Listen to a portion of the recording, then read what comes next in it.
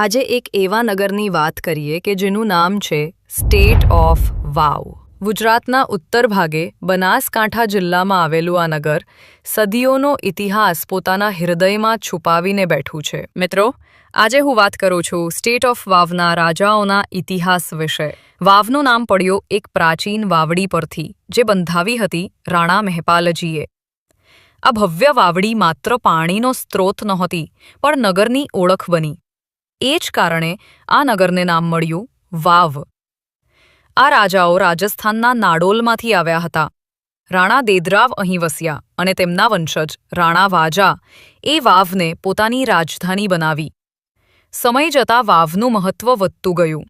વેપાર માટે આ શહેર મોટું કેન્દ્ર બન્યું. કચ્છનું મીઠું, રાજસ્થાનના કાફલા અને ગુજરાતના બજારોને જોડતું સરહદી નગર. પણ ભાઈ, જેટલું મહત્વ વધ્યું એટલી જ આંખો આ ધરતી પર પડી. આ નગરની મોટી દિવાલો દેખાવે શાંત આકાશ, પણ અંદર દટાયેલો છે ઇતિહાસ. આજે બધું શાંત લાગે છે, પણ સાંભળ, આ જ નગર પર યુદ્ધના વાદળો મંડરાઈ રહ્યા છે. કાલે અહીં તલવારો ટકરાશે, લોહી વહી જશે અને ઇતિહાસ સાક્ષી બનશે. 13મી સદીમાં દિલ્હી સલ્તનતની સેનાઓ ગુજરાત તરફ આગળ વધી રહી હતી. એમનો હેતુ સ્પષ્ટ હતો: સરહદ કબજે કરવી, વેપાર રસ્તાઓ પર કંટ્રોલ મેળવવો અને રાજપૂત રાજાઓને ઝુકાવવા.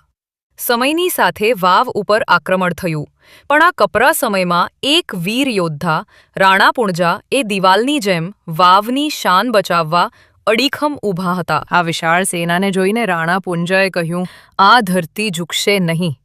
વાવની પ્રજા પર કોઈ જુલમ નહીં ચાલે. જ્યાં સુધી પૂંજાનો શ્વાસ છે ત્યાં સુધી વાવ ગુલામ નહીં બને. યુદ્ધના શંખ ફૂંકાયા અને યુદ્ધ શરૂ થયું.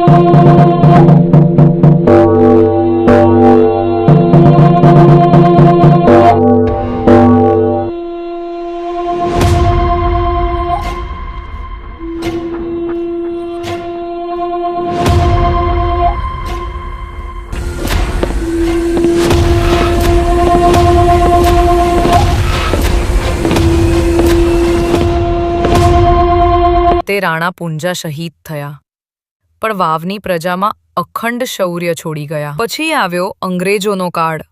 વાવ બનાસકાંઠાની એજન્સી હેઠળ આવ્યું.